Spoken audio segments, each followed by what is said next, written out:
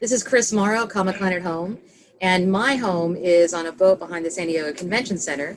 And the panel is Afrofuturism and Black Religion. And hello, how are you? Hey. Hi. Hey. Great. If you could introduce yourself and tell us where your home is. Hi, I'm Aaron, and I'm the executive director of the Northern California Dr. Martin Luther King Jr. Community Foundation in San Francisco, California. And behind me is Dr. Martin Luther King and the Salesforce Tower. So you know where we are. Glad to be here. Hi, my name is Kinitra Brooks, and I am the Audrey and John Leslie Endowed Chair here at Michigan State University. I'm here in East Lansing, although my forever home will forever be New Orleans, Louisiana, which is where I was born and raised. Hey, Sakena. Greetings. I'm Sakena Young-Scaggs, Reverend Sis or Dr. Sis. I am Phoenix, Arizona. I am at Arizona State University, where I am Honors Faculty Fellow at the Barrett Honors College here at ASU. And I am John Jennings, and I am here in Riverside, California, and I am a professor of media and cultural studies at the University of California at Riverside. Welcome. Please tell me about your panel. I want to hear all about it. So the Afrofuturism and Black Religion panel was an idea that we came up with because, one, these three guests are sort of at the forefront of Afrofuturism, and there is a deep connection, as Rev Sis will highlight, a deep connection between not only Afrofuturism, but also Black religion in the United States, as well as Black religion writ large throughout the world and in the Atlantic world. And we thought that this would be a good time to have a real close discussion about that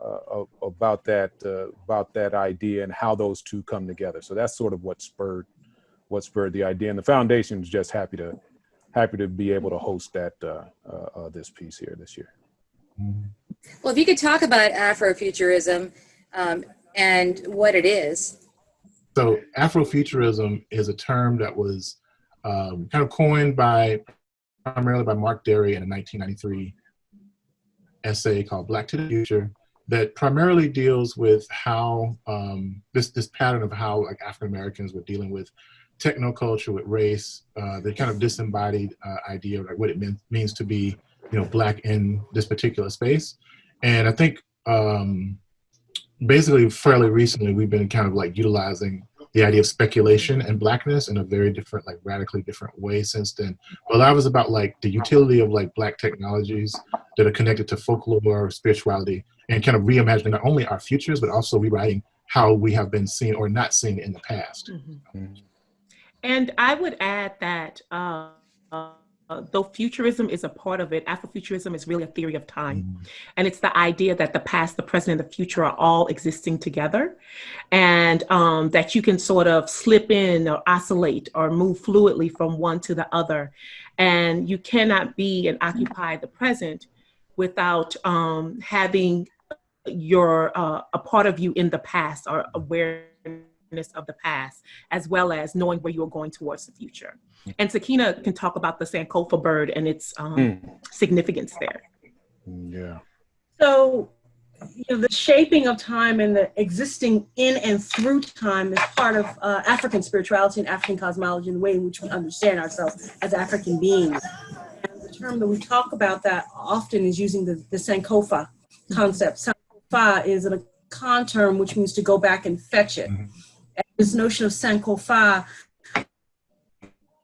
is very important in various forms. It shows up in African understanding, but particularly in the West African understanding and the Akan, it's going back and remembering who we are and whose we are, whichever spiritual tradition we're part of, and gaining back and recapturing those identities, those spiritualities, those important aspects, and really sitting with those in the present.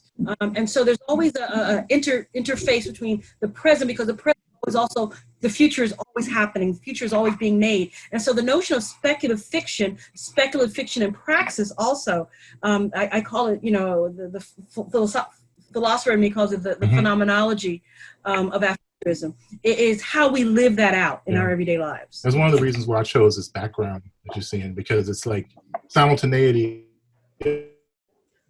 of like, two people looking connected through the past, the present, and the future, but looking forward and backwards simultaneously. And apart from what Sakena's talking about, it's like I came with this notion of syncretize, which is the fusion of the idea of, and I think that's a huge part of what we're trying to do with this particular cultural. And it's the idea of recovering the stories that were lost, recovering the ideas. And that's where John is talking about the syncretize. We're recovering narratives. We're bringing them forth. We're also leaving what should be left behind in the past and making those decisions and assessing them. And but thinking about what was lost, but what we can recover and what we can add and adapt with what we have now and bring it forth to the future. And so one of a very practical, people say, well, how is this very practical? We go out and think about Black Panther and science fiction, yes, but in a very practical sense. I'll give you an example. Rashida Phillips in Philadelphia. Mother Moore is her alternative name. Like, we all have those names. She uses it to recover the communities that have been gentrified. They have a history. They have a past. I talk about the Harlem burial grounds. Within those burial grounds are direct connections to Ghana. There's a history, there's a past. So we can, in very practical ways today, look at how we can connect gentrification and urban planning and the ways in which communities have lost economic and cultural grounding to capitalism, for example. That's a very practical way that Afrofuturism is taking ground. And she calls it Black quantum futurism. And we can still go into Black Panther if necessary, right? Yeah. Because the whole crux of Black Panther was of him dealing with the decisions that his father had made as king, right? His father decided to leave who eventually became Killmonger away from, he didn't take him back to Wakanda with him. And so then T'Challa had to deal with the mistake. He had to deal with the child that was left and the anger and the hate and the hurt that was there. And that's another manifestation of how you must deal with the tensions, the problematic decisions that ancestors have made. And if you're going to move forward, you have to deal with them here in the present, because you won't be able to move forward without making some sort of peace with them. That's true. And that's where, and the connectivity with Black religion is at the point of what my mentor used to call concreteness. They are practical realities on the ground that Black people throughout the Atlantic world and Black people across the Atlantic deal with, that spurs their focus on that which is beyond. So it is the concrete that spurs that which is beyond, rather than the beyond informing the concrete, so to speak, right? Because it's all from God, right?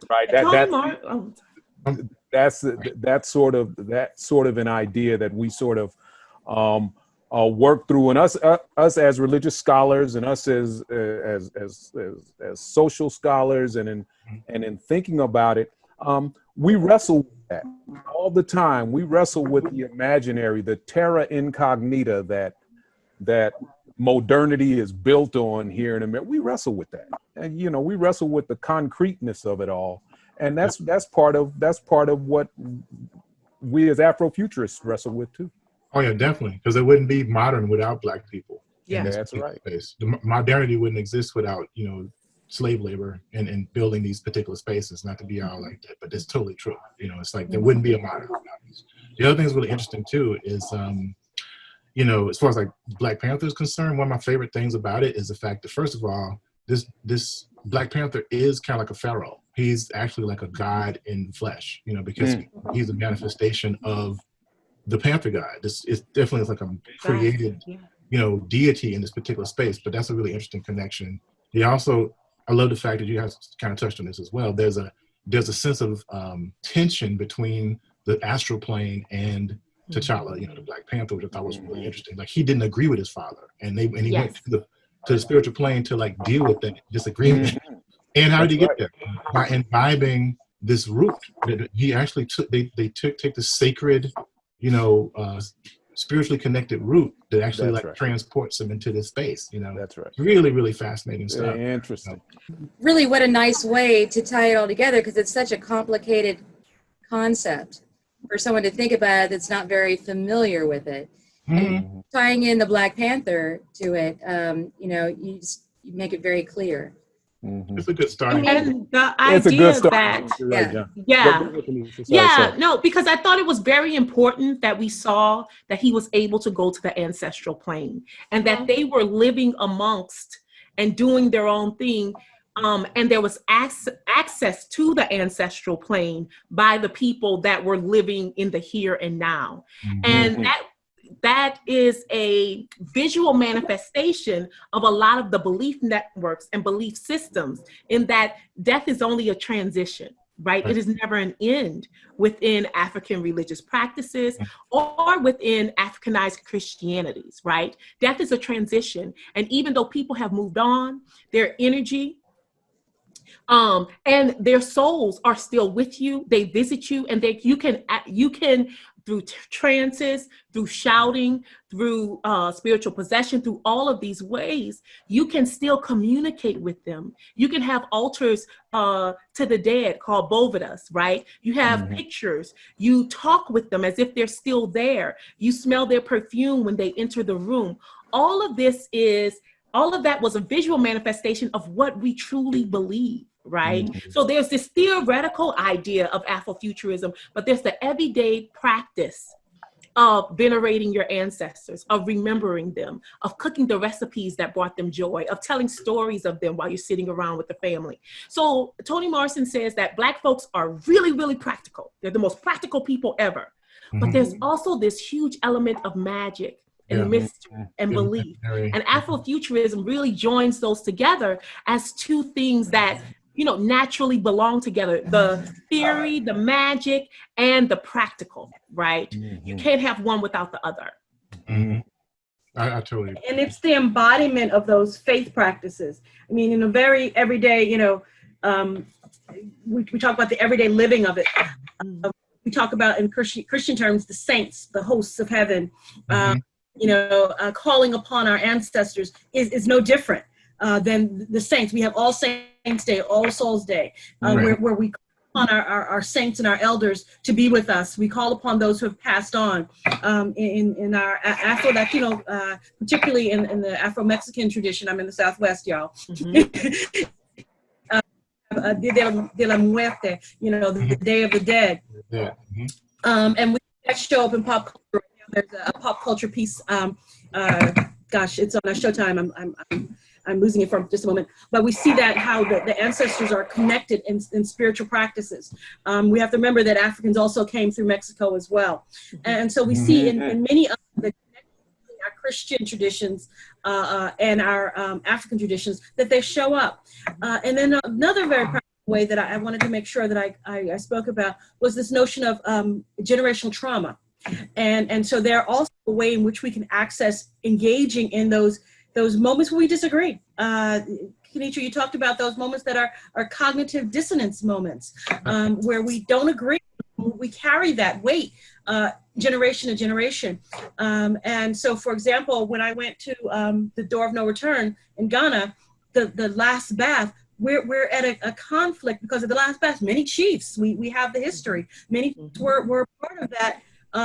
Those slave moments, but the last bath was the last bath they took before they were loaded onto the slave ships. Okay, but also that intergenerational trauma, we address in our spiritual practices today. We have to be able to look at both sides of those things that we have to look at, even the other side. I think in our panel we talked about Afro-pessimism. I won't forget it. We engaged in, and we got to look at the ugly, because the ugly helps to heal, to where we need to go, because the ugly is actually beautiful. And those moments where we see in a very practical way, we have to be able to engage our ancestral histories and past. Oh, I love it. And I was thinking too, referring back to something that Kinitra said it earlier, was about this idea of, use the term spiritual networks, right? And I love that because I'm really into this idea of like a pan-technological ideology, that is anything could be used as a liberation technology. And I think that depending upon who's being oppressed and what have you, I tend to think that, you know, if you're in an oppressive space, that someone who's in an oppressed space can actually see the cracks in the technologies and the systems that control them better than the people that constructed them, because it's a survival technique. And I was thinking about this idea of religion, how it's being used like by, you know, people of the diaspora, the African diaspora in our country, as a technology of sorts, you know, the liberation technology and a radicalized liberation technology. So like, for instance, you know, you think about a practice like Vodun, right? Where like the Loa, you know, the spirits that are worshipped, you know, they update themselves according to like they upgrade themselves to deal with the situations that are happening. I mean, if you look at like the Haitian Revolution, the Loa that were, you know, that were kind of like realized or like kind of spoken into being were, as I recall, like the Petroloa, right, which are actually more fiery, right, which are like more hot, you know, to actually like enable, you know, the revolution to happen, right, because they kind of deal with themselves as kind of like apps to a certain degree. It's really fascinating, you know, as far as like they're not set in this particular way. And I think that's something that I think the Black radicalized like religious tradition kind of brings to the foreground. Like these are like very like mutable ideologies too, to fit the circumstances or the context of the days, you know, what's going on today. So, this is what we talk about. By the way, Chris, we spent 2.5 hours. The panel, this was 2.5 hours of stuff. So I mean, oh man, it was incredible. I mean, we had to cut out and cut in. It was 2.5 hours of stuff, and this is just a bite of. And it could have been longer, much longer. Oh my God! It's just incredible. It was like the idea for a symposium itself. It was awesome. Yeah, it really was. It really was. So I want to know. Really enjoyed. Yeah, Chris, what were you going to ask, Chris? Well, I know that you were talking about it was a healing process, you know, and you know, given the climate right now, are we in a healing mode or are we still in an angry mode? I think that looks at things in binaries. And one thing that Afrofuturism is about the simplicity of binaries. We can be at all of them simultaneously, which is why we have that fluidity and that oscillation, that movement. We can be healing while also being pissed. If we go back to using the metaphor of Black Panther, when he goes back that second time, he is pissed with his father. Yep. He is yelling at them and he's like, you messed up. And now I have to deal with your BS that you've left behind for me, right? And there's healing in that anger. There is healing going on in him. You know, when he first goes there, he's like a supplicant to his father. He's like, you know, he's on his hands and knees and his father's like, stand up, you're a king. When he goes back, he's a king because he is pissed. And rightfully so, and righteously so. And it's only when you're going through that anger that they can even come to some sort of healing.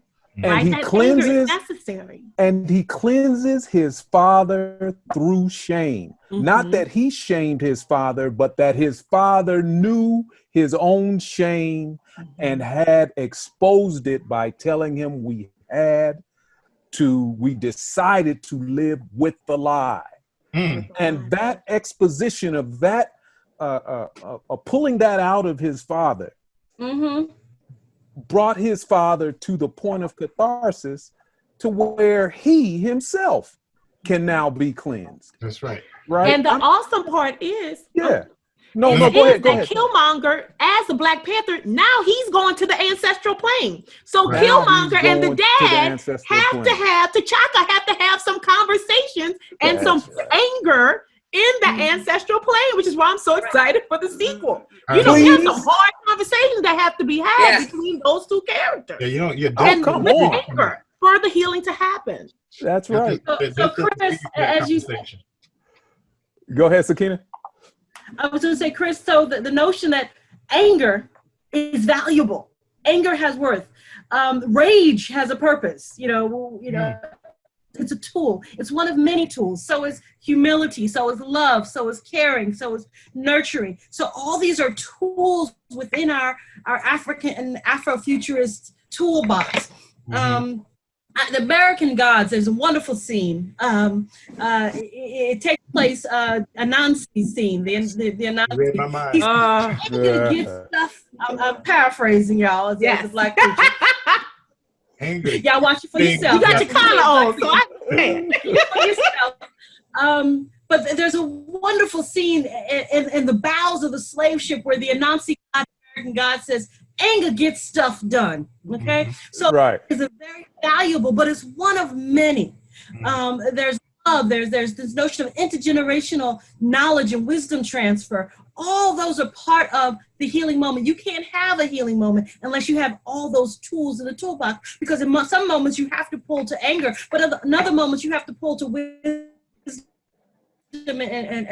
and resistance and healing and nurturing. So it depends on what moment you're in. And that's the mutability. That's the adaptability of Afrofuturism and African cosmology and understanding of how we approach this spiritual moment, we approach this historic moment that we're currently in. Yeah, absolutely. Yeah, you've totally read my mind, Sakena. I was like, oh, the Nancy, you know. I was trying, you know where I was going. I worked it. Too, like, you know, James Baldwin, right? To be black and relatively conscious in America is to live in a constant state of rage. That's right. Yes. Or you know, if you take it to pop culture music, Rage Against the Machine, anger is a gift. You know, Audre Lorde, The Uses of Anger, right? Yeah, that's right. One of her essays. You know, or Denzel in The Equalizer 2. There is pain that hurts, and there is pain that alters. I mean, you know, come on. You know, I mean, it's all real now. We're going to talk pop culture. It's all of a piece, you know. And my womanist mother, Dr. Katie Cannon, she says there's more a room outside than inside. Don't keep all that stuff inside. Right. That's and right. she talks about can't do it. Get that out, that you have to use it. And it's, again, you have to put it to work for you in effort to healing, in effort to wholeness, an effort to for what project that we have to collectively engage in. My only thing with Black Panther, I wish that we had seen Killmonger's father intersect with the ancestral plane. It hurt me so much was the fact that he was stuck in that apartment. And he was stuck. He never came out from a distance, but he couldn't get to it because of the errors of his forebears and of. But what has to happen for ancestors to get to the ancestral plane? Somebody in the contemporary plane has to call upon an ancestor. Yeah. And through healing, and that's a healing ceremony. That's a healing ceremony. Right. Yeah. So somebody got to have a white table or a prayer service or something, a bimba, or something, right? Be called into the ancestral plane. And it was Coco you were thinking of, right? And Coco, because he was disappearing because his name was being forgotten, right? Yes. Coco was the movie you were talking about with the Mexican traditions. Right. Dia de los Muertos. Right. That's right. And you can always you're dead, but you're never dead forever. Yeah. You're never dead forever. You can always be called back to life when you invoke the name. You can always you can die when you are forgotten. But you can always, so you're never dead always unless no one ever calls your name. Yeah. Say her name, right? Yeah. Say her name. So Chris, so I mean, it's we can go on. This is Afrofuturism and Black Religion we're talking about. It's incredible. Let's talk about Comic-Con. Has there been a panel has a panel been like this in the past at Comic-Con, or is this the first time? So I can say this, and then John is the one that can really give it to us. Afrofuturism and Black Religion put together, I don't think so. I think the idea that we decided to do came with an idea that I think Sakena and I had been talking about, and I had actually brought it up with one of the Black religion scholars. She's just wonderful, Vincent Harding, who wrote Dr. King's 1967 Vietnam speech at Riverside Church. His daughter is a scholar of Black religion. She's one of our sort of, you know. And so we were talking with her about actually doing something like this in our American Academy of Religion Society, the scholarly society, religion society. But we thought that here in this space might be a place where we can explore some very interesting themes that we might not be able to explore in the AAR, American Academy of Religion conference. And I think how was it received? Oh, they were like, are you kidding? You know, they because there's a group of young scholars who are into not just Afrofuturism, but in the comics space as well. John doesn't know this, but he's like Michael Jordan over there. Whenever they talk, These are my religious scholar siblings. My religious scholar. Oh man, Man, it's crazy. Yeah, you are. Yeah, you really are. It's like Jordan. It's like John is Michael Jordan over there. I mean, that is hard to believe because It is the annual. It's an annual convening of about 30,000 religious scholars that all over the world. From all over the world, we come from all different disciplines. Wow. And it comes every year, the week before Thanksgiving. It's called the American Academy of Religion, and then we have our small conferences. And yes, John, you are. John is. As a matter of fact, it was in San Diego just this past November, and so yeah, no, it's really cool. So we John was like, can you invite him so he could see his fame and be Michael Jordan? Oh man, the place will be packed. Yeah, John. Yeah, no, get John, ready. For real. Well, thank you. That is very humbling. Yeah, you didn't know that, but it's. I had no idea. It's totally ignorant. Really, I want to say that I think you're right, Aaron. That this is like the first time I have never heard of maybe something around Superman and like being a Messiah or something. I have no idea, but you know, as far as like Black religion and I don't think so. I don't think so. The closest, you know, even though this is like super. I mean, it's adjacent to. It's like myself and Kinitra and who else is in Stanford Carpenter. We did a panel on hoodoo and comics, right? Which in hoodoo, of course, is an African diasporic like spiritual practice, but it has other elements. It's not a religion. It's actually a set of practices that spun out of these particular belief structures, right? That was a really great panel. I really enjoyed that panel. One of my favorite things was like Scott McCloud was there, so that was cool. So he stayed for the whole time. Well, thank you all so much. Unfortunately, I have a 6:30 interview, and I could listen to this for a long time. I know I understand why your panel is so long. Yeah. I hope that Comic-Con is going to bring you back next year, and hopefully in person. We love it. And we'll be able to meet each other. Look forward to it. Yeah. And have another conversation. Stay in Billionaires Row. Enjoy that. Yeah. Enjoy the, you know, the big I'm going to do my best. Yeah. It's just rocking me like a baby. Well, thank you so much. I'm Chris Morrow and remotely connecting for Comic-Con at Home. And I'm so happy to be able to talk to you all. Thank you. I appreciate it. Thanks so much, Chris. It's a pleasure. Bye-bye.